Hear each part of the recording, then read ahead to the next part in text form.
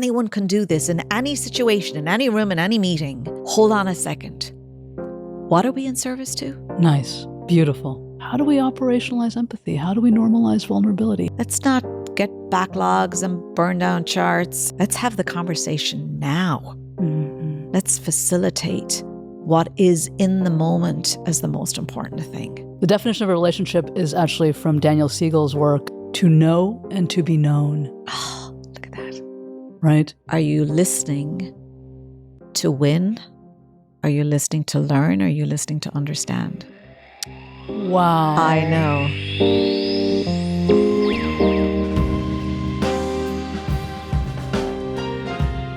My name is Sinéad Condon. To me, to belong means to feel that I'm a part of something, to feel that my contribution matters, and that together, within community, we can accomplish something great. It is such a pleasure to have you on the show. Thank you for being here. I'm delighted to be here. I'm super excited. Amazing. Thank you for having me. You talk about self-advocacy being a dirty word. Yeah. You talk about resiliency being a dirty word. And yet, how do we hold these words in ways that reflect where I am in the moment? Yeah. And how is that influencing my choice? Because if I am coming through 3 years of a pandemic, if I am experiencing layoffs, whether I'm the impacted or the retained population, if I'm experiencing my personal traumas, my personal life is going to shite, right? Like whatever that is, how do I get held in my experience in an organization where I am really encouraged to engage, Yes. to perform, That's right. to accomplish and execute this really long list that are my OKRs, that are my goals. And where's the authenticity in all of that? Wow, there's a lot in there. I'm going to unpack that a little bit. So I want to go back to something you said there at the beginning, because it's the term that I use, this kind of dirty word idea, right? And I do think, I'm going to add a couple to the list, right? So self-advocacy, dirty word, resiliency, transformation, transforming, empowerment. There's my most favorite or least favorite dirty word. And why do I call them dirty words? Because in reality, I have tremendous amount of compassion and empathy for all of them and what they actually mean. The reason that I say that they're dirty words is because they are so misunderstood. I call them suitcase terms, right? Wow. Is that you think of a suitcase that's packed with lots of stuff in there, and you pull something out and, it means something else, to any number of people. They're highly subjective terms. And so with self-advocacy, the reason that self-advocacy has become such a dirty word for me is because we do have a tendency to push people to say, self-advocate. You want to change it? Go self-advocate. And it can be so hard for people. Yes. If you are, if you're introverted, if you're quiet, if you are not a native English speaker working in a corporation that is, sitting in the US, regardless of wherever you are, it can be really hard for people. Yeah. And I want to really acknowledge that first and foremost, that it is okay to say, that's really hard. I don't know how to do that. I don't even want to do that. Right. I don't even know where to start if I was to even try. And what I invite people to do, rather than say, invite or encourage to self-advocate, I invite and encourage every single person to take a moment to think about what values you hold true for yourself. What is most important to you?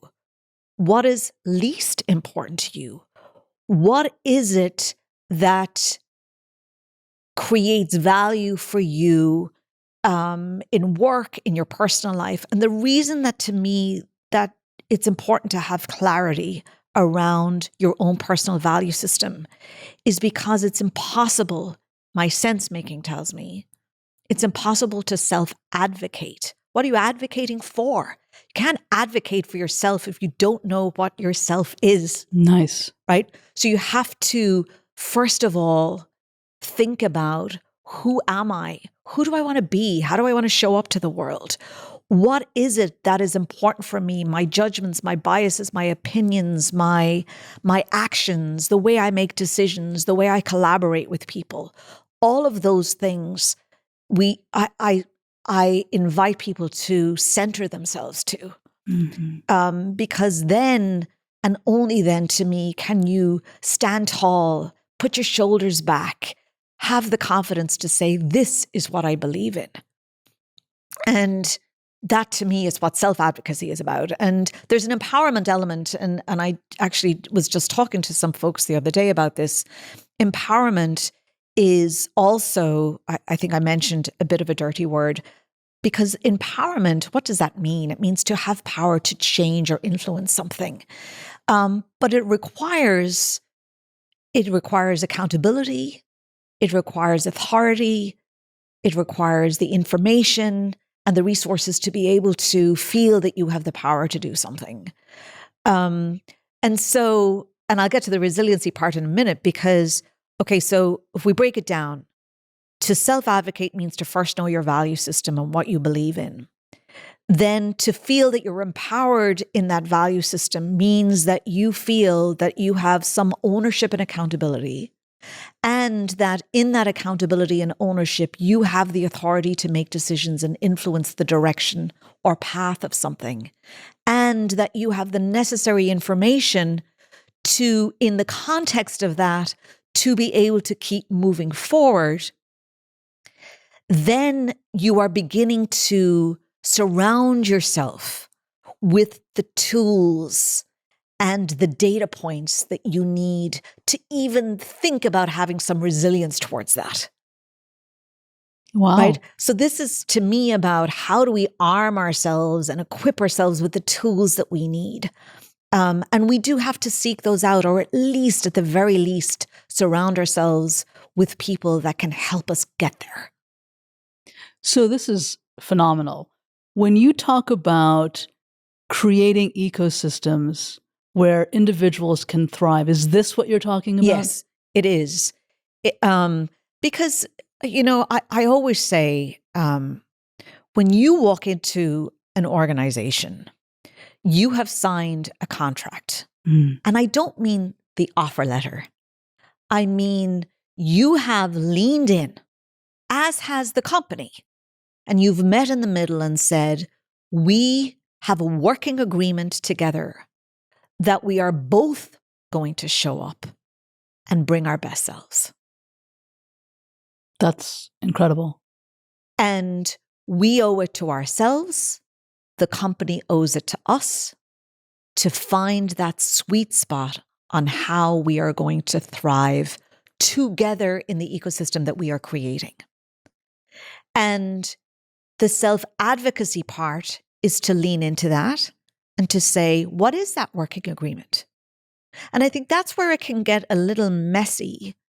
And I encourage, when we talk about the ecosystem, I encourage every single person to find ways, even if they, have a support system around you, but find ways to get clarity around that working agreement. Sure, there was a job description. Sure, you have these tools in your back pocket. Sure, you came in and you interviewed and you checked all the boxes and they checked all the boxes for you. But there is an unwritten part often in that working agreement, which is what I'm talking about, like extending beyond the job description and the offer letter to, how do I want to be treated? Yeah. How am I going to treat others? Exactly. How am I going to create relationships and build upon those relationships so that I can be my best self and I can help create best selves in others? Wow. How, as the head of people at Guidewire, do you uphold that every single day? One of the most important things for me as a human being is the relationships that I have with the people around me. And if I go back to kind of the value system part, when we come into ecosystems where we are unknown, oftentimes as we start to build relationships, there is somewhat of a veneer attached to them, that we build relationships based on what we do, the decisions that we make, the authority that we have. But are we building relationships based on who we are as people? Are we building relationships based on the experiences that we've had that have made us who we are? The answer to that's probably no.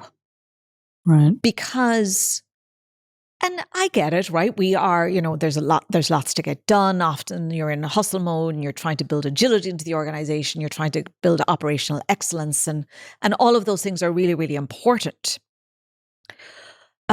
But if we could go that step further and start to think about these worldviews that we all have, which really is what makes up our value system, is our worldviews, how we think about the world purely because of the way we've been brought up and the experiences that we've had. But I like to kind of, when I describe it, and for your listeners, close your eyes for a moment. Think of the palm of your hand. You've got 5 fingers. You have judgments, opinions, biases, beliefs, and actions and values that are your imprint of who you are. But if I take my hand and I put the palm of my hand up against my chest, whereby my value system is hidden, nobody knows who I am unless I share that. And so it is incumbent upon me, if I really truly want to build authentic relationships and be intentional about it, that I can share some of that with others to deepen those relationships, to deepen the values, the understanding of those values, and to give people clarity, because it helps people to understand why I make decisions the way I do. Why it's important to me that I have various perspectives in the room, so that I not just make a decision, but I make the right decision. And having the intentionality to bring different perspectives, not because they have different jobs, but because they have different worldviews, because they have different value systems that all play an integral part, data points, to making the right decisions. So profound. I think, what comes up for me are many, many things here. So the first thing that comes up is the definition of a relationship, which is, the definition of a relationship is actually from Daniel Siegel's work, to know and to be known. Oh, look at that. Right? The second thing that comes up for me is, are we, in the moment that we are making a decision, choosing to be right or choosing to be in relationship? Right? And then that takes me to, how do we be more? Right. How what does that even look like? What does that even mean? And I want to push back a little bit. What does the right decision even mean? Yeah. When you said that, I was like, oh, when is there a right decision? How do I know? That's a great question. What a right decision is? Yeah. Yeah. I love that you're asking me that question. Here's what I think about when I hear you say that. And in the process of me making decisions again, your listeners, we all make decisions every day. And so how do you know what is the right decision? I guess the first thing for me is to ask a very, very important question. And that is, what are you, what are we, what am I in service to? Can we just pause there? That this Sure. is such an important question. I want to take a deep breath into this. And if you could please generously repeat that question, because Sure. that is foundational. Yeah. Yeah. What are we in service to? And the reason that in any given day, I probably ask that question 20 or 30 times. Wow. Because it's so easy to get caught up in everything, in all the minutiae of just everything that's been thrown at us. And it is very easy to lose the plot. It is. It's very easy to lose the plot. And part of the working agreement of teams working together is this idea of holding each other accountable to making sure that we don't lose the plot and to aligning on what is it that we are in service to. And so much, I think, of working in human systems, and by human systems, I mean any place that there are humans running around, working together, making decisions together, being together, doing together, is that the dynamics of all of these different value systems coming together can oftentimes derail what we are in service to. It can blur the lines. 100%. Right? It can become very abstract. And to a large extent, oftentimes, because we all have our own agendas, and there's nothing wrong with that. I have an agenda. My remit as a chief people officer is something very specific. Somebody else coming to the table may have an agenda, their remit that's very specific to them. And so we honor and acknowledge what each of us brings and our own individual outcomes that we need to execute on. But when we are collaborating, when we are a collective working together in collaboration, there is an element, and I invite anybody to do this, is to facilitate, lean into facilitating the question. And anyone can do this in any situation, in any room, in any meeting. Hold on a second. What are we in service to? Nice. Beautiful. I want to go back to losing the plot. I love that so much. And holding each other accountable. Yeah. Which, how do we hold each other accountable? Yeah. When you have this beautiful phrase where you say, nobody wants to suck. Right. Yeah. Nobody wants to suck. I don't know who gets up in the morning and says, okay, today, Yeah. I'm going to focus on sucking. Right. That's right. That nobody wants to do that. That's right. So then what? How do we honor the sucking moments? Right. And how do we hold each other accountable in ways that are still upholding the dignity of the human? Let's talk about holding each other accountable for a second, because I'm a big believer in throwing the word assumption. Let's put a visual around it. Take assumption. Okay. Throw it in a bucket. Okay. Put some oil on it and burn it. Let's do that. Oh my God. Right? That's quite vivid.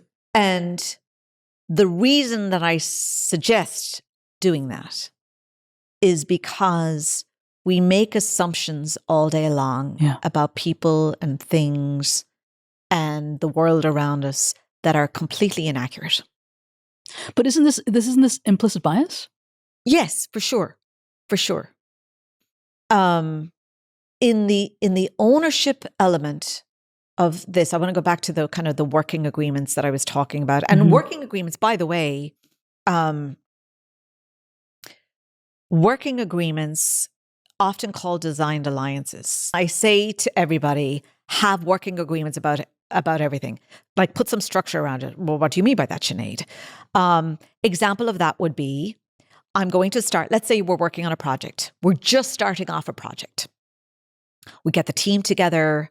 First conversation we have is, what are we trying to do? What are we in service to? Right? And then the next thing is throwing out the assumptions. Now, what's a good example of an assumption going into a project? Oh, Rajkumari and I worked with each other before in another project. And so I know all the things about Rajkumari and how she shows up and how the work gets done and how decisions are made and yada, yada, yada, yada, yada. Assumption, assumption, assumption, assumption, assumption. Well, guess what? Let's use COVID as an example. Bear with me a second because I know I'm jumping around a little bit. We all just came out of 3 years. Are we 3.5 years at this point? Yep. Right?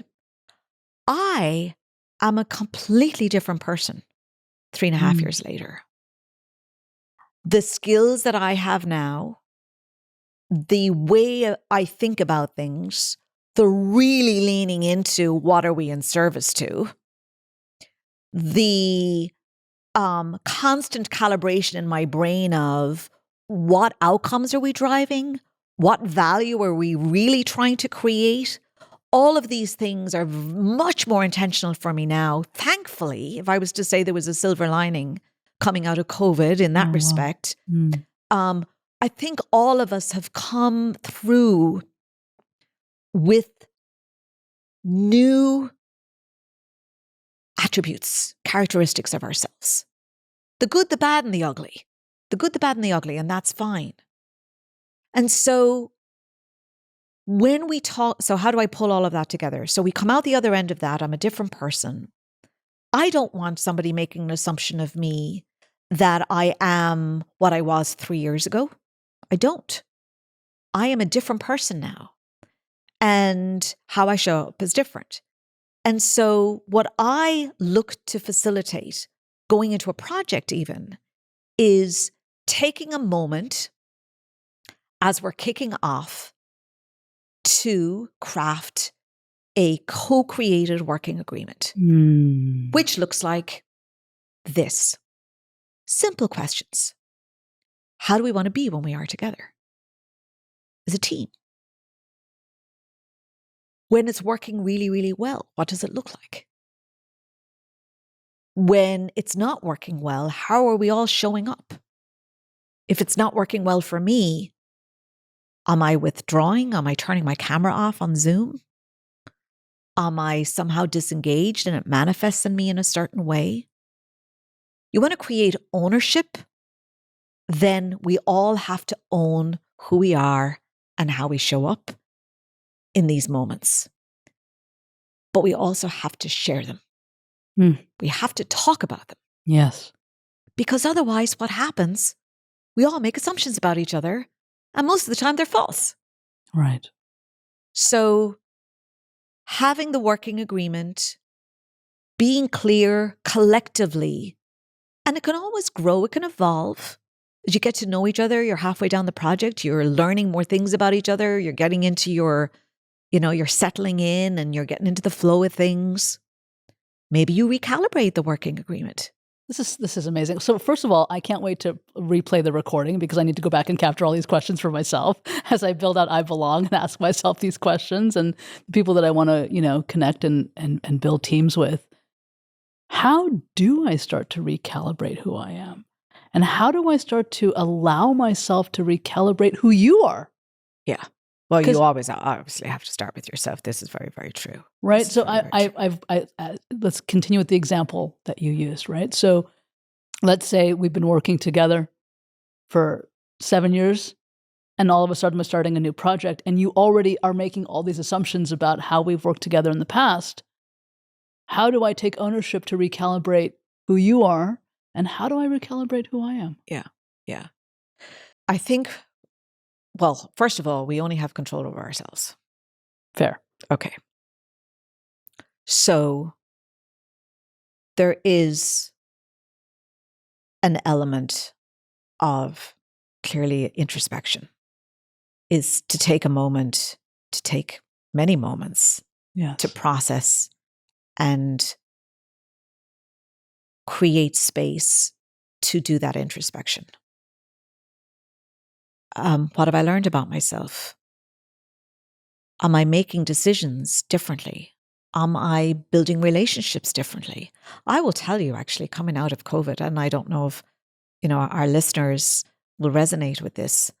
I think I build relationships differently now. Oh, say more about that, please. Well, I feel I'm more introverted than I used to be. I would consider myself introverted at the best of times, although my role as a chief people officer has me obviously out in front more and talking to people, and I love to do that. But I have, the energy gets sucked out of me, and I can get exhausted very easily from that because I'm a natural introvert. But I am better now at building relationships one-on-one.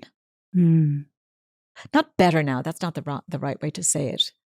I used to be able to go into a big group of people and not necessarily work the room, but I could go around and like a butterfly, and I would talk to everybody and I would build relationships that way. I don't do that well anymore. I'm not as effective at it.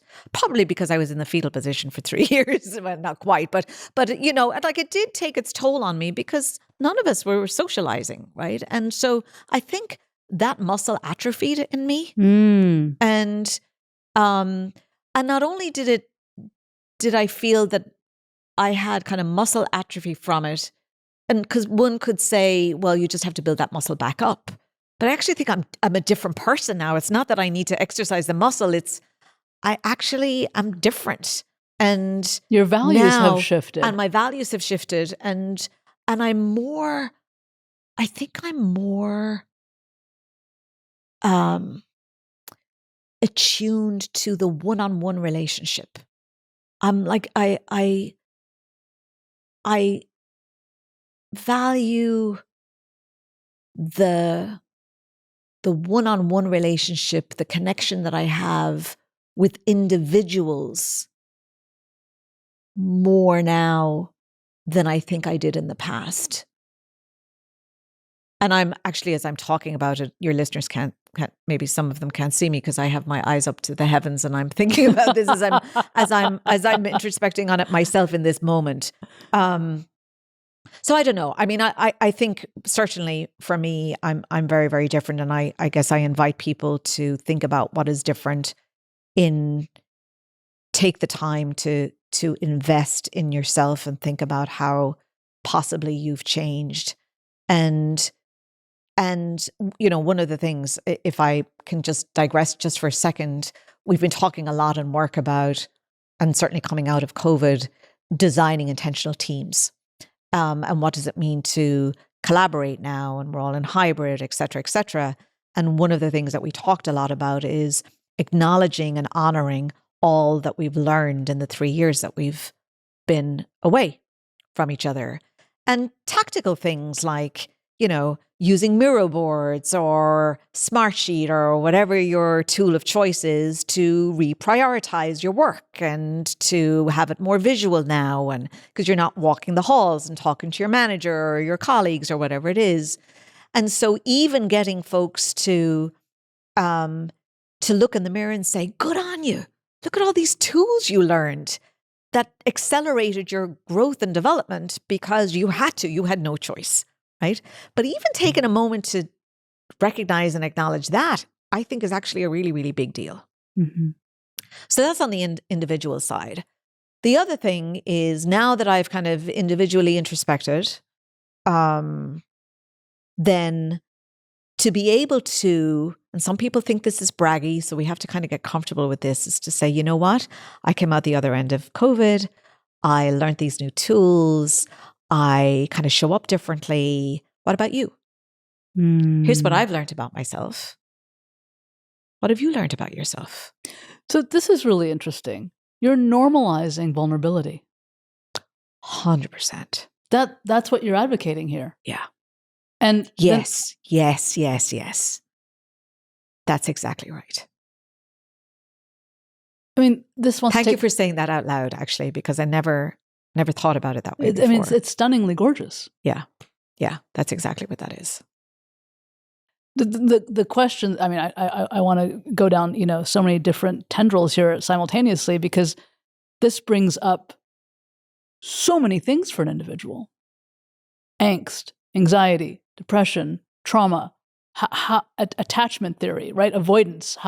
If I grew up being in avoidant relationships, how do I even begin to step into vulnerability? Like, I don't even know what that even means, and that could even be a threat. Resmaa Menakem says something so brilliant. It just, every time I say it, it just hits me in the heart, which is, bodies who have been conditioned in violence think safety can be a threat.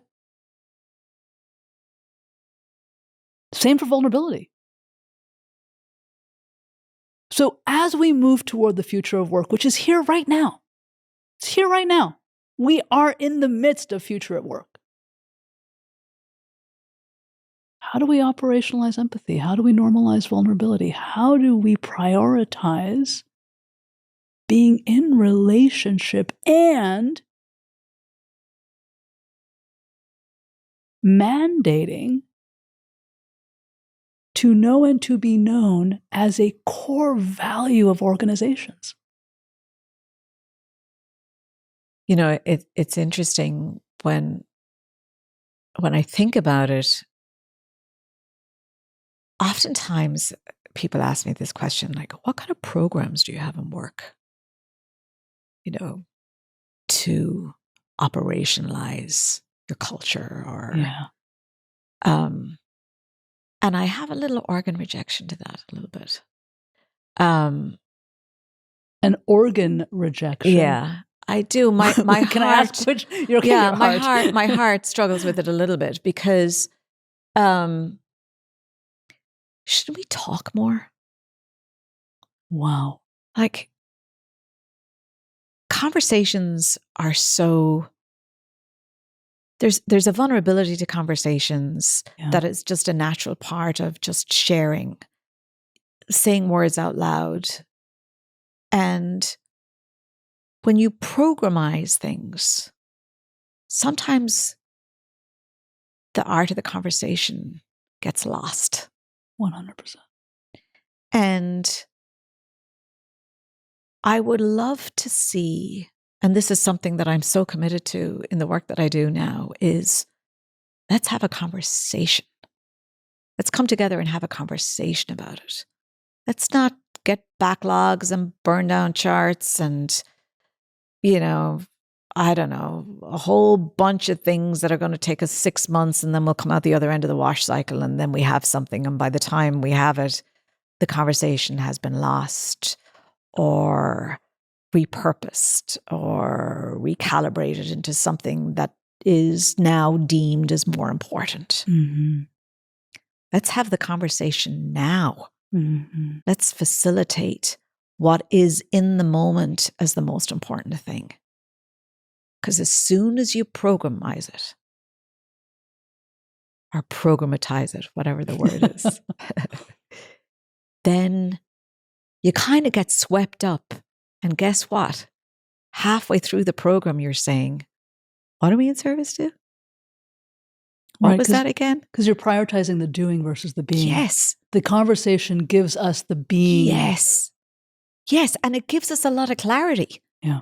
Because then we come into it with all these things that come to be and are surfaced, and it will help inform us on how we want to move forward, and we should want to move forward. And as your listeners are hearing this, I am not saying you shouldn't have programs. I'm not saying that you shouldn't operationalize. Of course, there are things that you want to put in place because things need to be scalable, and you want to make sure that you're in service to all of the right things. And there's an element of sure operationalizing it, but don't get caught up in the operationalizing it as the first thing to do.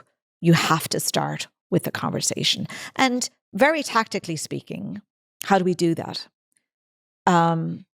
Oftentimes in my work, things surface that are scary or fragile or hugely vulnerable for people to talk about. And I want to notice that I'm being very intentional about saying I, because it is my own sense making in this. I like to be intentional about not only creating space to have the conversations, but facilitating the conversation so that we honor it in its most appropriate way. Mm-hmm. And sometimes that might be a panel discussion. Sometimes it might be bringing a community of people together and me or someone else facilitating that conversation so we make sure to be in service to what we're trying to create together. Not that it's kind of willy-nilly and let's just all kind of, just chat. So there has to be the authenticity, the vulnerability, and the intentionality has to be there so that you're framing in the context of what it is that you're in service to. And that does need to be facilitated. And that you do, I think, need people to help with that. So yeah, that's what I would say about just putting clarity around that. One of the things that Meredith Haberfeld, who's the CEO of Think Human, does phenomenally is facilitate conversation. Yeah. She is just mind-blowingly brilliant. I have been in several fishbowls as a participant, as a guest, and I always just stare at her because just witnessing her skill is an art form, and the way that she facilitates the conversation, the way that she asks the questions, the way that she pauses and then names what just occurred, that allows the depth of the energy in the room to even go further, in terms of being grounded. Not everyone has that skill set that Meredith, just really innately exudes. How does one go about learning this? How does one go about reconnecting? In order to facilitate a conversation, there has to be a level of vulnerability.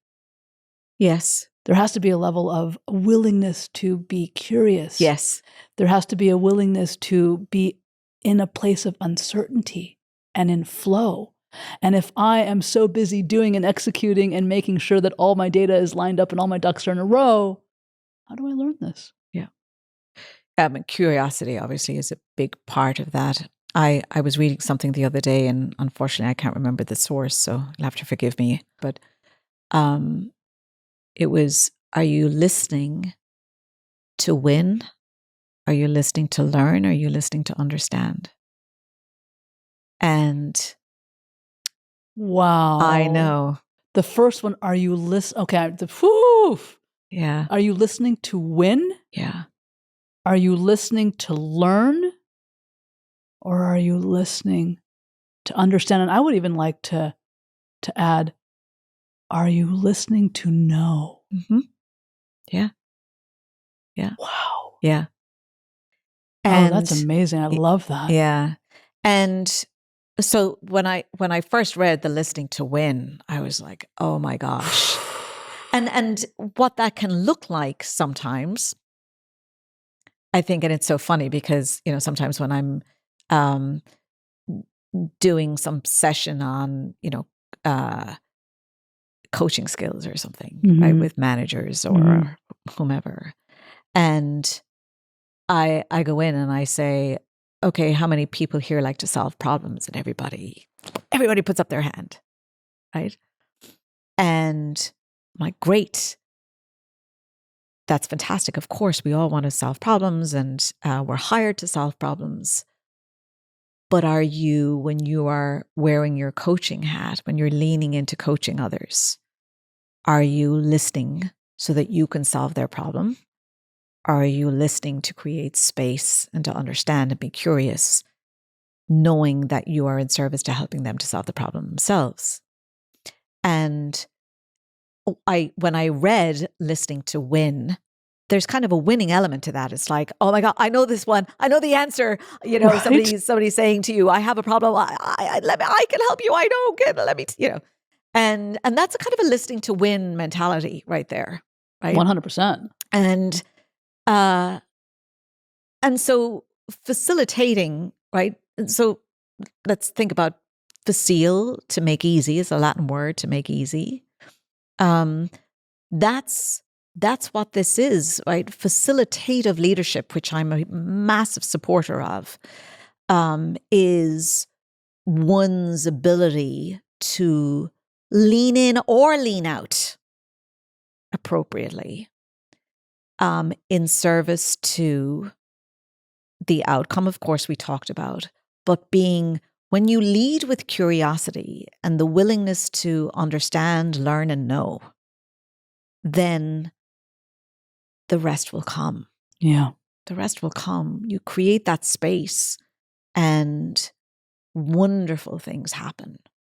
And I think there's a recognition, and when you think about companies, everybody, we're all going through transformation right now. Transformation, like, gosh, that's another dirty word, transformation. Why is it dirty? It's highly subjective. It means different things to different people, but it's fundamentally about creating space to let change happen, to evolve into something, to shift into something else, continuously improve. I'd love to actually share, what spiral dynamics is. I think that has kind of lost its traction over the last few years in a really big way. I know that Reinventing Organizations by Frederic Laloux was the author of that book. Really fascinating book. But before we go there, I want to come back to facilitation. Yeah. Being versus doing Yes. is such a huge pillar or tenet of facilitating masterfully, to kind of allow yourself to be ensconced in the moment, in what's being said, in the room, in the space, whatever it is, rather than solving to win. Right. Talk more about that. Yeah. Well, and then maybe tie it back to the teal organizations and spiral dynamics. Well, my journey to spiral dynamics, which and people can Google it as well, really comes back to my foundations in Agile, which you and I have talked about before. And those that are listening may think of Agile as a project management methodology used in engineering, but in reality, Agile is really about ways of working. I mean, there's a myth out there that it only works in engineering teams because people hear, the ceremonies of Agile being, retrospectives and daily stand-ups and et cetera, which, I think everybody should do a retrospective after everything that they do, because it's all about, what did we learn? Even in your personal relationships. Even in your personal relationships, yes, right? Because it's all about continuous improvement, and who doesn't want to improve? And so as an Agilist, and I've been an Agilist for many, many years now, I was lucky enough in one of the Agile transformation retreats to be introduced to this idea of spiral dynamics through a number of mentors of mine. And spiral dynamics, which actually was kind of born out of research that a professor called Claire Graves in Union College in upstate New York had done research on the experimentation of human systems and how human systems evolve. And he called it something else, but it was fundamentally about our levels of consciousness as humans and how that evolves depending on how we progress or regress, again, depending on our life experiences and just the natural evolution of things. And there are kind of two pieces to it. One is, is there a kind of natural evolution to the human system that typically happens every 5 years? In other words, where you are now, what you are at this very moment will in time evolve as your level of consciousness evolves, right? To a large extent, because your experiences will teach you, and you'll form new ways of thinking about things as you mature, et cetera, et cetera. But that can also happen through trauma, right? So anyway, spiral dynamics is really all about how we think about human systems and the evolution of those human systems. So why would somebody like me, who is a software geek that, has worked in companies my whole life, is because we are constantly changing. And it is, in order for us to transform organizations, we must seek to understand and learn and know what makes us as humans tick, and what brings us to the next level of our understanding, what brings us to a level of understanding by which we understand and we become part of what the tipping point is to change, or whatever that is. Right. And you had said, spiral dynamics has lost its traction a little bit. Well, the person, and I was very honored to be certified by Don Beck, Dr. Don Beck, who really took Claire Graves' work and carried the torch of spiral dynamics,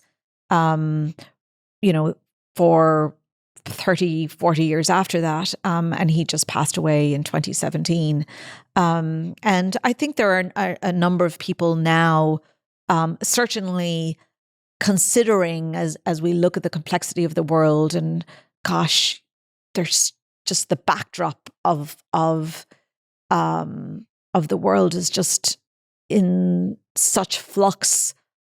It would appear all the time that so many of us, in fact, I would probably venture to say that every single human on the planet, even coming out of the pandemic, because it was something that we all shared and to some degree galvanized around, because it was, we all drew parallels to it in some form or fashion, have all asked ourselves one question is, if it's, in its rawest form, what the hell is going on?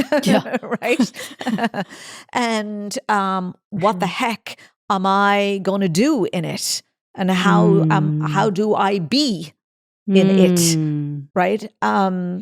And that's where I kind of draw on my experiences as a practitioner of spiral dynamics to try and to facilitate that. And if you look at it as some sort of stage theory, which I know there's controversy all about kind of stage theory, but if I don't even know what stage theory is. It's just having are there different stages, different phases to the process in terms of the human system. And the one thing I would probably say, as I've, I think back, 15, 20 years ago, as what I called myself, and people have heard me say this is another moment of vulnerability, I think, is I would have called myself a transformation strategist, and now looking back would have said I was a fraud.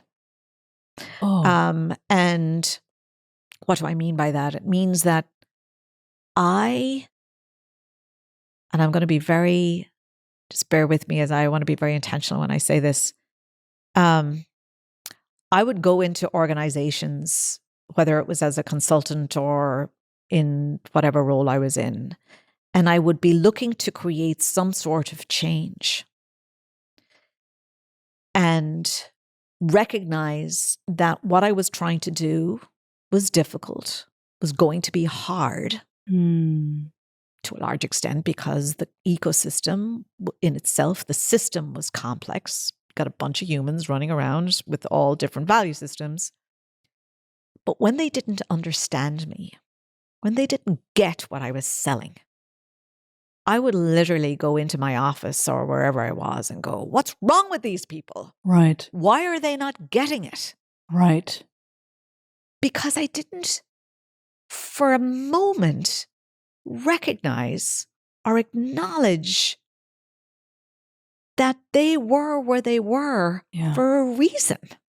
We're all on our own journey. We're all on our own journey. Well, I mean, this brings us right back to spiral dynamics, right? Which is about the consciousness and the evolution of consciousness within organizations. Yeah. Everyone is on their own journey. Yeah. And so, part of what I'm so curious about is, David R. Hawkins' work, Map of Consciousness, right? In the different... Yes.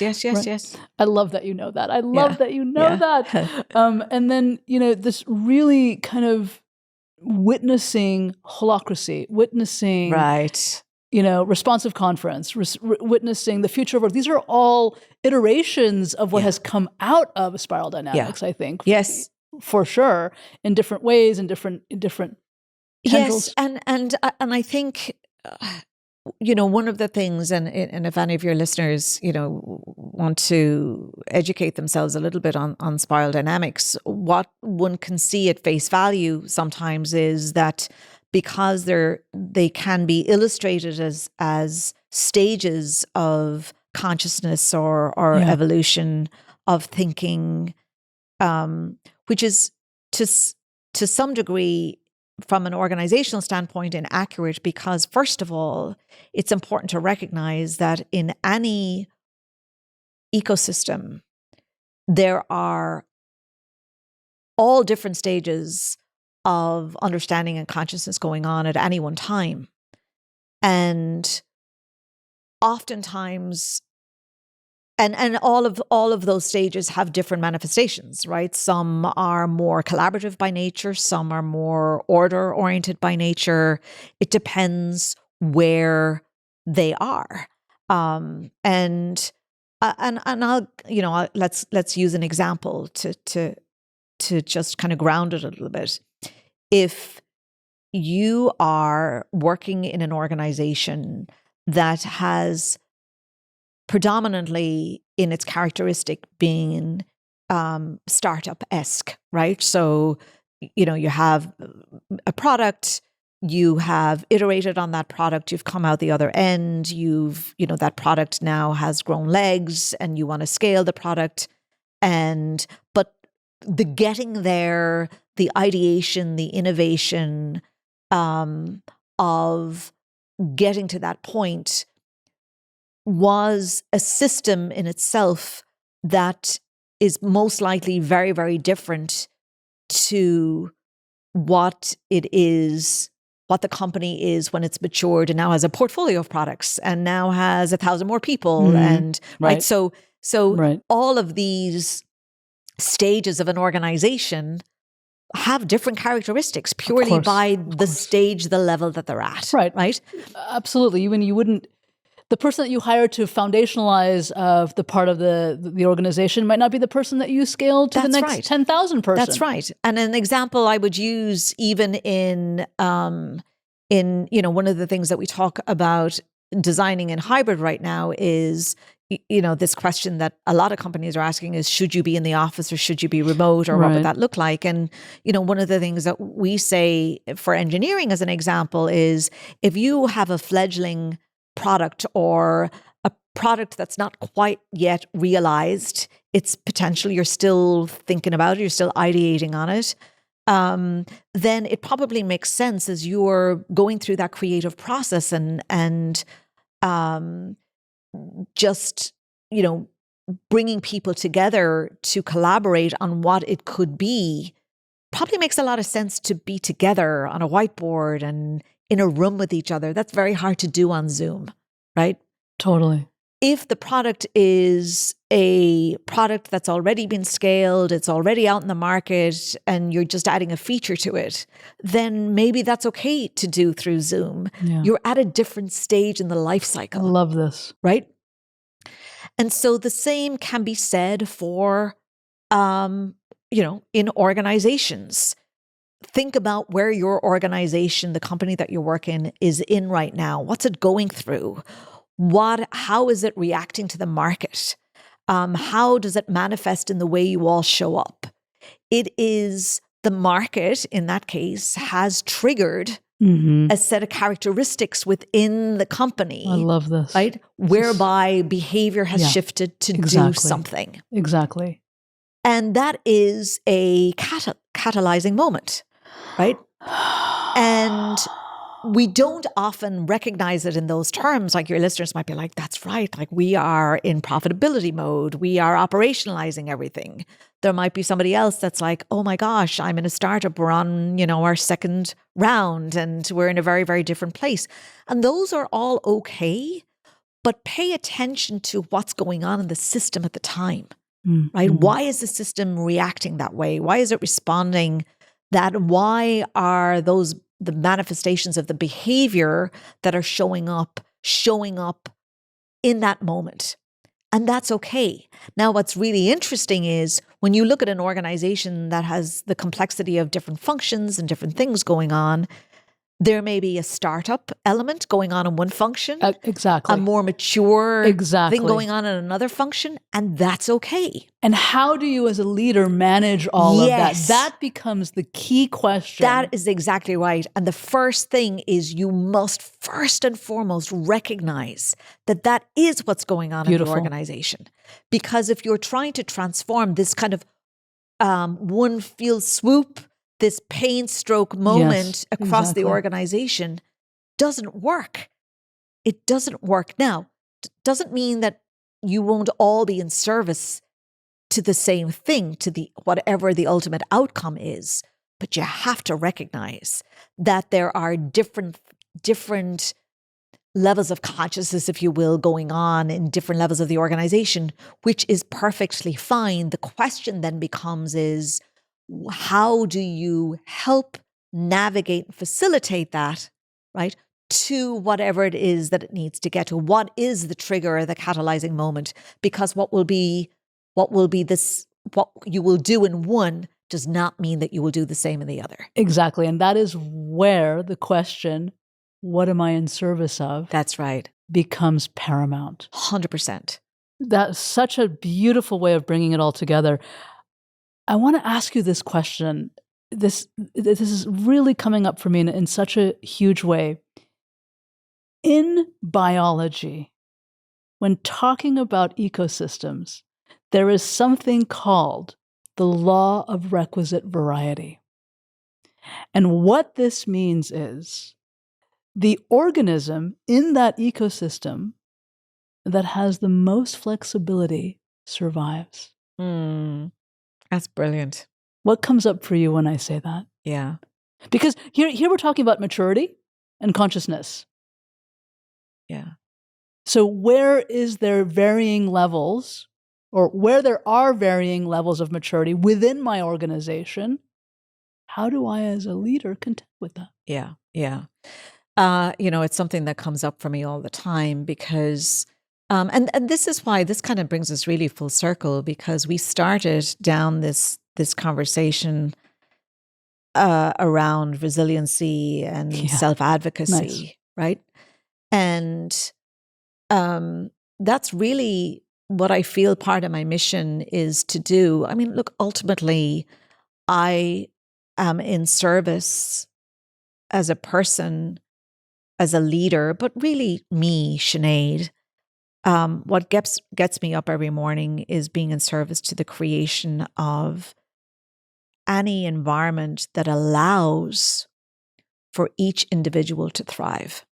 And that means different things to different people. What people need, we talk again, another full circle moment when we talk about diversity, equity, and inclusion. Mm-hmm. The equitable part, the what is it that someone needs that somebody else doesn't, but to put them on an equal playing field, we make sure that we understand and respond and address what each and every person needs because they are unique. And it's important to do that so that you can help to cultivate and foster that flexibility that you're talking about, that agility mm-hmm. that you're talking about. Mm-hmm. And building that. That's why, when I talked about hybrid at the beginning, it's so funny. When we started talking about doing, like, what are our hybrid models going to look like? Everybody got stuck in this hybrid. Mm-hmm. Like, it almost became a dirty word, right? Because mm-hmm. everybody was overusing it. Oh, hybrid, the new way of working. Mm-hmm. Hybrid, the new normal. Hybrid. But isn't it at the end of the day about intentional design? 100%. And if you take the time to intentionally design, then you are considering where the flexibility is or not, right? Where the agility is or not. And by doing that, you then hopefully can recognize the gaps. Yeah. And lean into those gaps and help. I love this so much. To create that. I love this so much. Last question. Yeah. You know, you talk about if only the world were more kind. Mm. How do we get there? How do we make the world more kind? If everyone's on their own journey, if everyone's trying to, you know, be exactly as they are for all the lessons that are in front of them, why we come here as humans, why we have this human experience. Stop listening to win. Say that again. Stop listening to win. WIN. Mm-hmm. Stop listening to win, meaning don't be driven by the win. Yeah.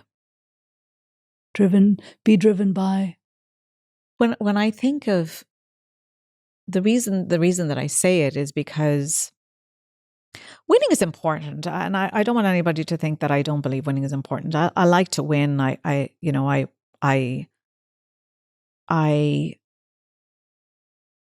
look to create an environment where people can thrive, but also that they feel that they are accomplishing something, that they are feeling that they are rewarded for the amazing job that they're doing, that they're winning in that, right? So I don't want anybody to kind of think that, you know, winning is not important to me. Winning is very much important to me. Your whole career exudes that. Yeah, right. Thank you. But the selfishness that can often be associated with winning, the arrogance, all of the kind of connotations of just, you know, we used to say, oh, I mean, all of us have probably heard this, you know, how many bodies do you leave in the wake of your win, right? And I just think there are ways to do it. You know, just take a moment to think about what it is you want to win at, which is fine, but design for it. We can still win. We can still achieve. We are hardwired to be satisfied. We are hardwired to achieve. It is part of our left hemisphere experience. And we can bring our right hemisphere forward even more by doing it interconnectedly. Yeah. By doing it collectively. Yeah. By really prioritizing communal aspects in organizations. Yeah. I think that for me is where we're headed. I love that. And I hope that we get there in my lifetime. Yeah. Sinead, I could speak to you for the next 14 hours. It is such an amazing honor and pleasure to have had you. This conversation was just spectacular. Thank you for being here. Oh my gosh. Thank you for having me.